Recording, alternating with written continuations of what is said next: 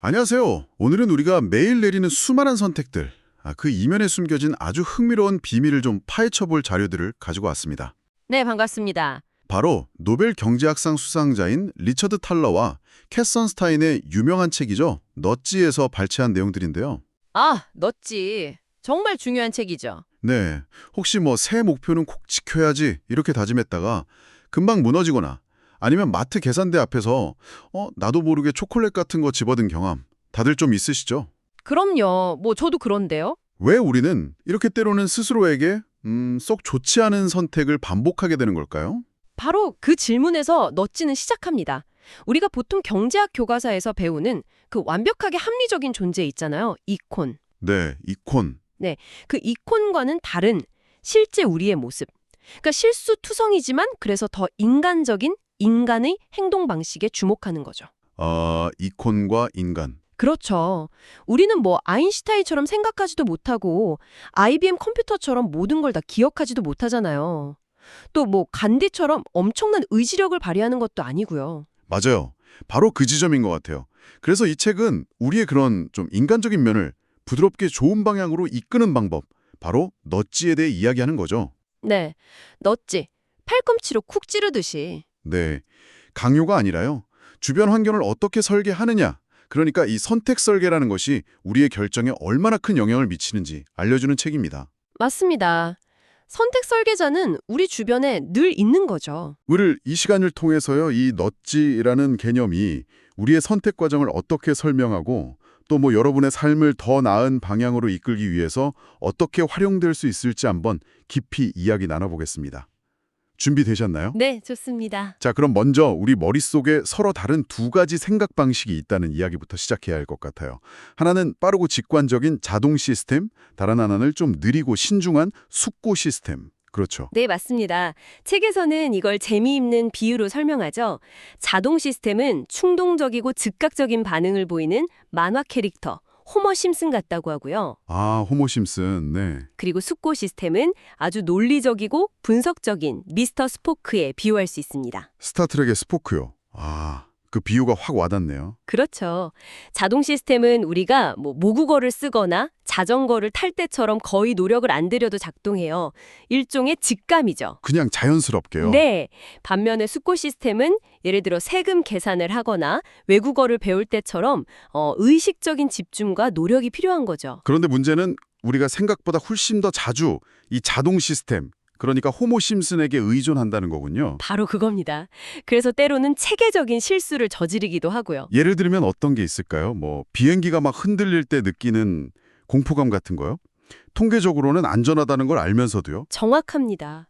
머리로는, 즉 숙고 시스템으로는 안전하다는 걸 알지만 가슴, 즉 자동 시스템은 막 두려움에 떠는 거죠.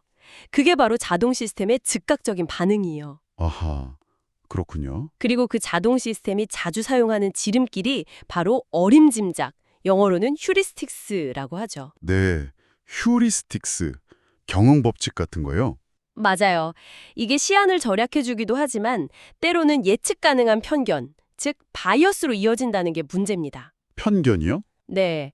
여기서 몇 가지 중요한 편견을 좀 짚어보는 게 좋을 것 같아요. 책에는 여러 가지가 나오지만 오늘은 특히 우리 결정에 큰 영향을 미치는 두 가지를 좀 자세히 살펴보죠. 네, 어떤 것들이 있을까요? 첫 번째는 대표성 편견입니다. 대표성 휴리스틱스라고도 하는데요. 어떤 대상이 특정 집단의 전형적인 이미지와 얼마나 닮았는지를 기준으로 확률을 판단하는 경향이에요. 전형적인 이미지요? 네, 책에 나오는 아주 유명한 린다 문제가 있죠. 한번 들어보세요. 린다는 대학에서 철학을 전공했고 사회정의 문제에 깊이 관여했으며 반핵 시위에도 참여했습니다. 자, 이 설명을 듣고 린다라는 사람이 1번 그냥 은행원일 확률과 2번 여성운동의 적극적인 은행원일 확률, 이 둘 중에 어느 쪽이 더 높을 것 같으세요?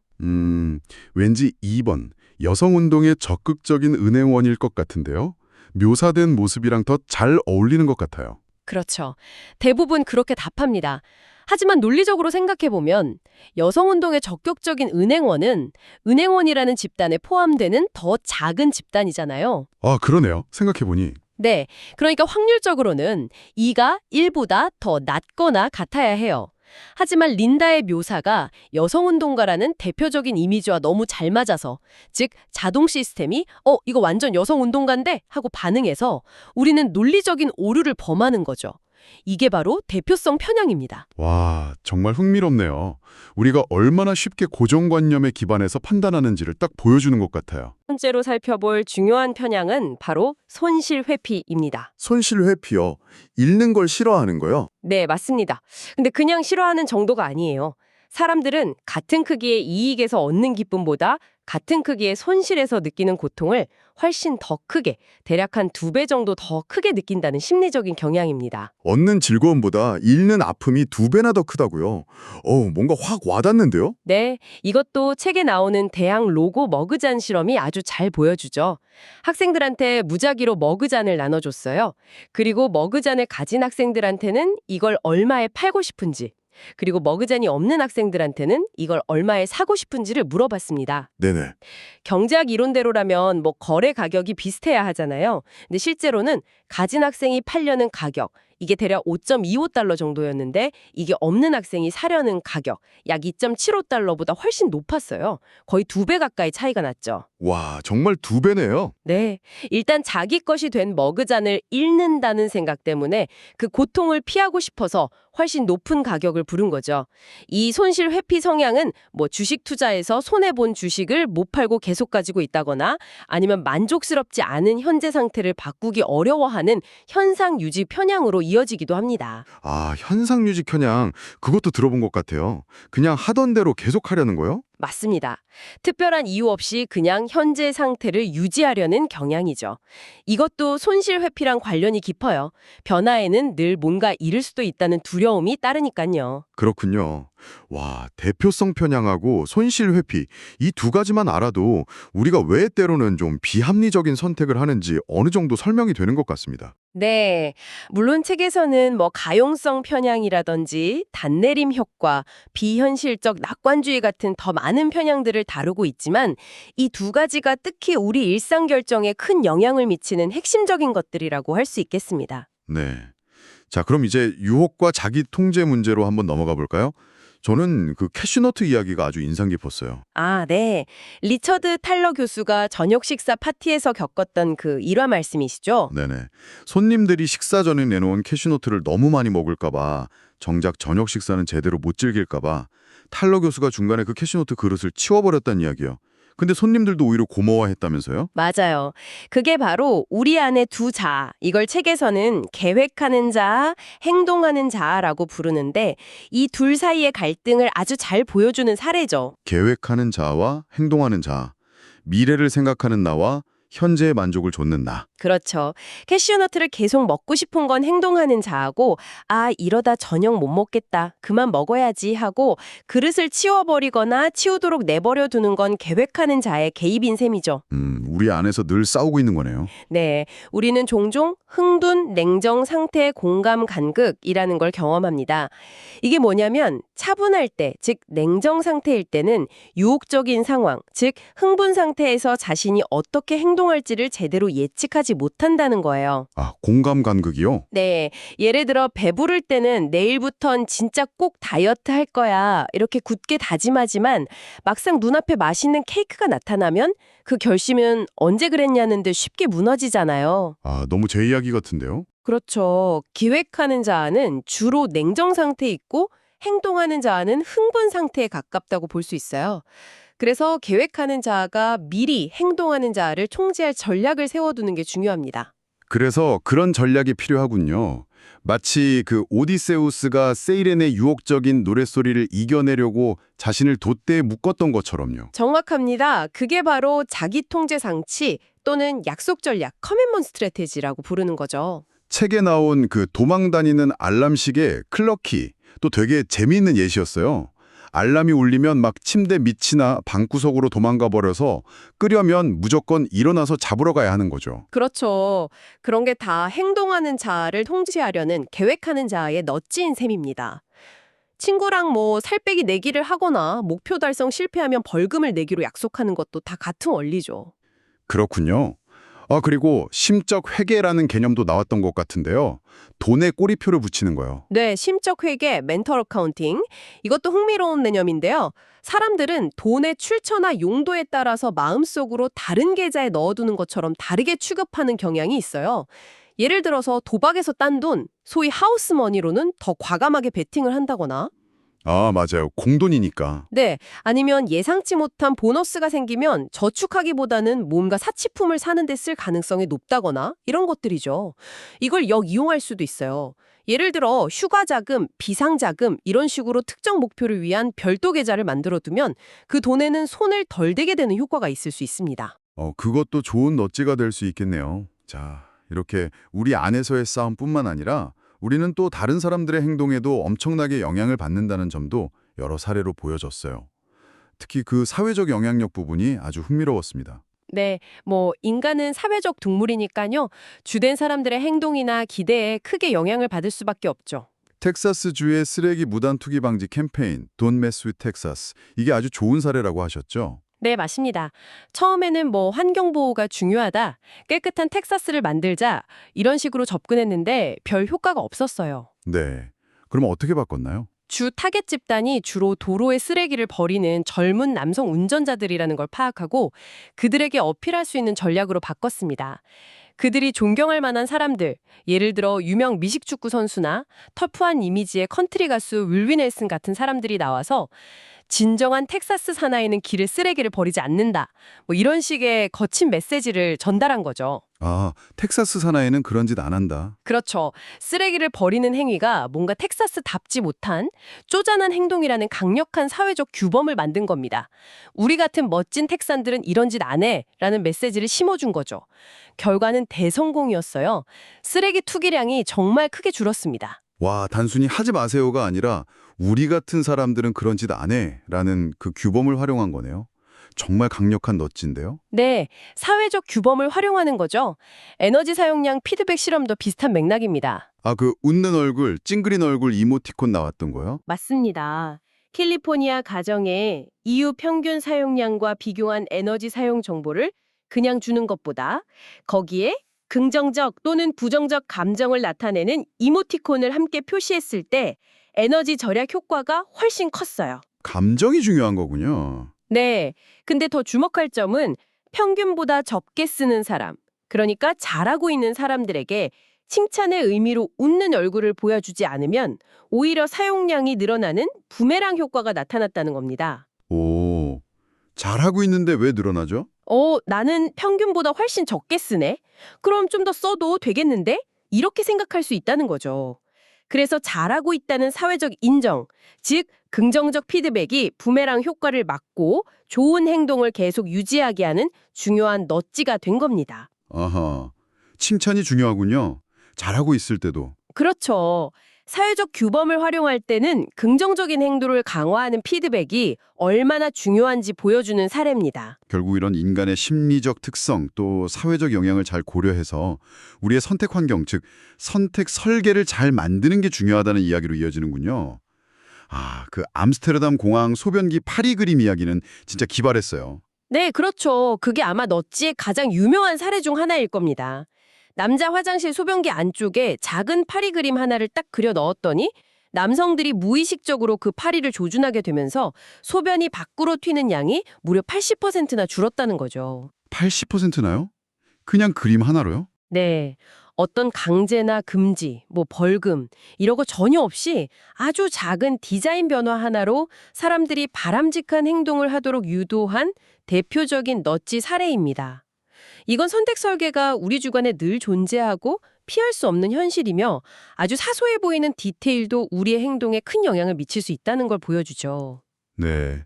그 선택 설계 요소 중에서 특히 디폴트 설정의 힘이 엄청나다고 강조했던 것 같아요. 맞습니다. 디폴트 설정의 힘은 정말 막강합니다. 사람들은 대부분 기본 설정을 바꾸는 걸 귀찮아하거나 잘 모르거나 혹은 그냥 현재 상태를 유지하려는 타성 때문에 디폴트 옵션을 그대로 따르는 경향이 매우 강합니다. 네, 저도 웬만하면 그냥 기본 설정 쓰는 것 같아요. 그렇죠. 그래서 어떤 옵션을 디폴트로 설정하느냐가 결과에 정말 막대한 영향을 미칩니다. 예를 들어 장기 기증 동의 방식을 보면요. 명시적 동의, 즉 본인이 직접 네, 기증하겠습니다 라고 의사를 밝혀야만 기증자로 등록되는 국가들은 기증률이 상당히 낮습니다. 미국 같은 나라들이 그렇죠. 네, 반면에 추정적 동의, 다른 말로 사전 동의 간주 방식이라고도 하는데요. 이건 특별히 저는 기증 안 하겠습니다 라고 명시적으로 거부 의사를 밝히지 않으면 기본적으로 기증에 동의한 것으로 간주하는 방식입니다. 이런 방식을 채택한 유럽의 여러 나라들은 장기 기증률이 훨씬 높아요. 90%를 넘는 곳도 많습니다. 와, 디폴트 설정 하나 바꿨을 뿐인데 결과가 그렇게 달라지는군요. 네, 디폴트 설정 하나가 수많은 생명을 살리는 결과로 이어질 수도 있는 거죠. 그만큼 선택 설계에서 디폴트는 아주 강력한 도구입니다. 이런 원리들이 실제 정책 영역에서는 어떻게 적용되고 있을까요? 특히 그 은퇴저축 문제가 아주 인상 깊었습니다. 노후 대비 정말 중요하지만 실천하기는 참 어려운 문제잖아요. 네, 맞습니다. 미국의 대표적인 퇴직연금 제도인 401K가 좋은 예시인데요. 이 제도는 원래 개인이 직접 가입 신청을 하고 또 어디에 투자할지 스스로 결정을 해야 했어요. 근데 이게 좀 복잡하고 당장의 일도 아니다 보니까 많은 사람들이 가입을 미루거나 가입하더라도 저축을 충분히 하지 않는 문제가 있었습니다. 네, 저 같아도 좀 어려울 것 같아요. 그렇죠. 그래서 도입된 가장 강력한 넛지가 바로 자동 가입, 오토매틱 인롤먼트입니다. 아, 이것도 디폴트를 바꾼 거네요? 정확합니다. 직원이 새로 입사하면 그냥 자동으로 401K에 가입시키는 거예요. 기본 저축률도 설정해 주고요. 물론 원하지 않으면 본인이 직접 나가서 나 안 할래요 하고 탈퇴 신청을 할 수는 있습니다. 하지만 디폴트를 가입으로 바꾸니까 결과는 정말 놀라웠습니다. 얼마나 달라졌나요?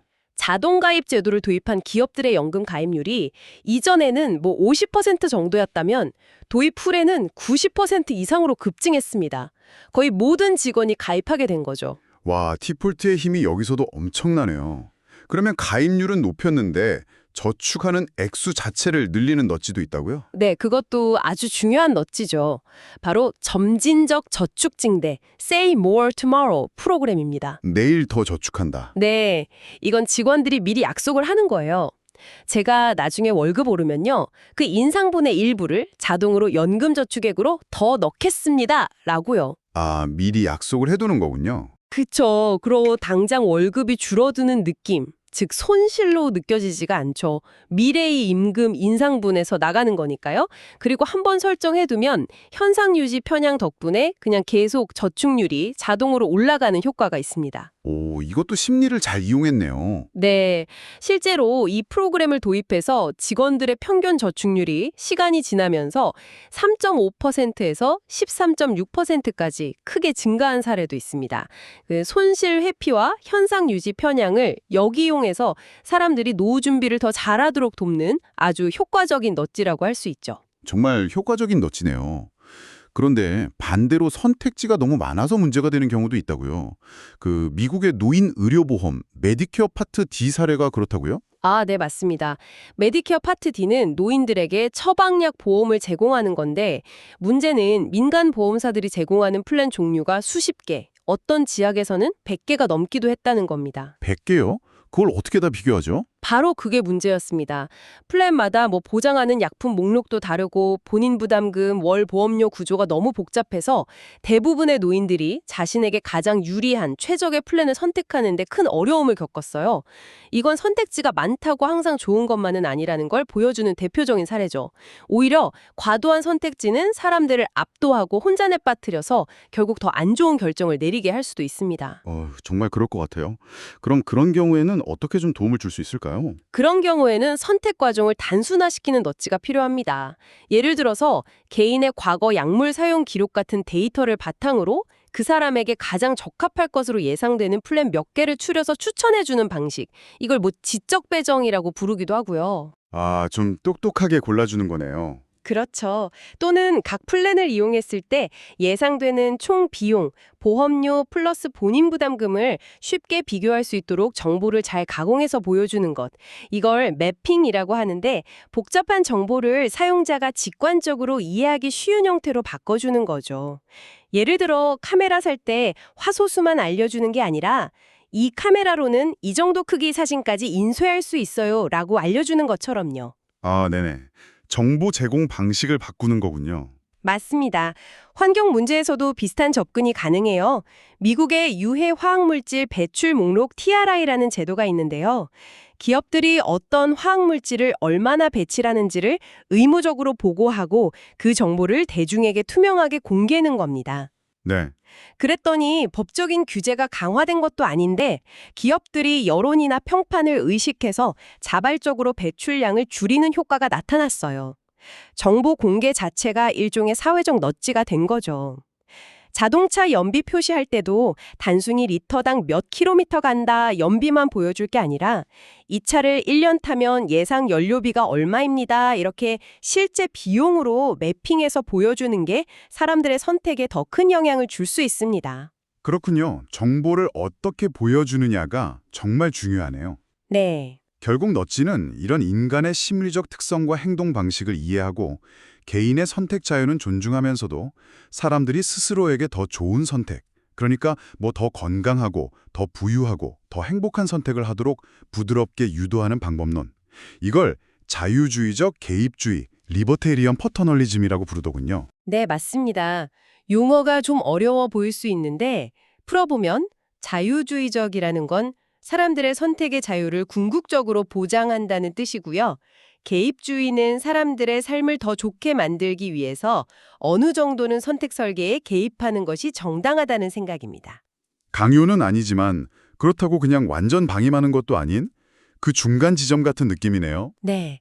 어차피 어떤 형태로든 선택 설계는 피할 수 없다는 게 이 책의 중요한 전제입니다. 메뉴판 순서든 웹사이트 버튼 위치든 디폴트 설정이든 뭐든 간에요. 그렇다면 이왕이면 사람들이 스스로도 원할 만한 좋은 방향으로 그 환경을 설계하자는 것이 핵심 주장인 거죠. 일리가 있네요. 물론 여기에 대한 비판도 있습니다. 누가 그 좋은 방향을 결정하느냐, 혹시 이런 개입이 나중에는 더 큰 규제로 이어지는 미끄러운 비탈길이 되는 건 아니냐 하는 우려도 있죠. 네, 그런 걱정도 할 수 있겠네요. 그렇기 때문에 넛지를 설계하고 적용할 때는 반드시 투명성을 확보해야 하고 사람들이 원하면 언제든지 쉽게 그 넛지에서 벗어나서 다른 선택을 할 수 있도록, 즉 선택의 자유를 확실하게 보장하는 것이 무엇보다 중요하다고 저자들도 강조합니다. 네, 투명성과 선택의 자유 보장, 중요한 원칙이군요.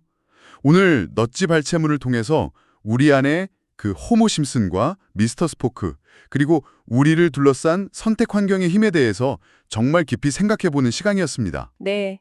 우리가 완벽하게 합리적인 존재가 아니라는 것, 실수하고 때로는 유혹에 흔들린다는 것을 인정하는 것, 거기서부터 오히려 더 나은 선택을 위한 지혜가 시작될 수 있는 것 같습니다. 맞아요. 중요한 건 우리의 그런 비합리성이나 실수를 탓하는 게 아니라 오히려 그런 특성을 잘 이해하고 활용해서 개인과 사회 모두에게 이로운 방향으로 우리 주변 환경을 어떻게 설계할 수 있을까 고민하는 거겠죠. 바로 그렇습니다. 오늘 살펴본 디폴트 설정의 힘이라든지 정보를 어떻게 보여줄 것인가 하는 매핑의 문제, 또 사회적 규범을 활용하는 방법들, 이런 다양한 넛지 전략들이 잘 활용된다면 분명 긍정적인 변화를 가져올 잠재력이 크다고 생각합니다. 네, 오늘 이야기를 들으시면서 혹시 여러분 주변에서 여러분의 선택에 알게 모르게 영향을 미치고 있는 넛지별은 무엇인지 한번 찾아보시는 건 어떨까요? 매일 걷는 길의 보도블록 디자인이나 자주 사용하는 앱의 버튼 배치, 심지어 오늘 점심 메뉴를 고르는 과정 속에도 어쩌면 보이지 않는 넛지가 숨어 있을지 모릅니다. 마지막으로 이런 질문을 한번 던져보고 싶습니다. 우리는 우리 자신을 위해서, 그리고 또 우리 서로를 위해서 우리 안에 있는 좀 더 나은 모습, 책에서는 더 나은 천사, Better Angels라고 표현했는데요. 그런 더 나은 모습을 이끌어낼 수 있는 어떤 넛지를 스스로 설계해 볼 수 있을까요? 이 질문에 대한 답을 한번 고민해 보시는 과정 자체가 여러분께 또 다른 흥미로운 발견을 안겨줄 것이라고 생각합니다. 네, 정말 좋은 질문인 것 같습니다. 오늘 심층 분석은 여기까지입니다. 함께해 주셔서 감사합니다. 감사합니다.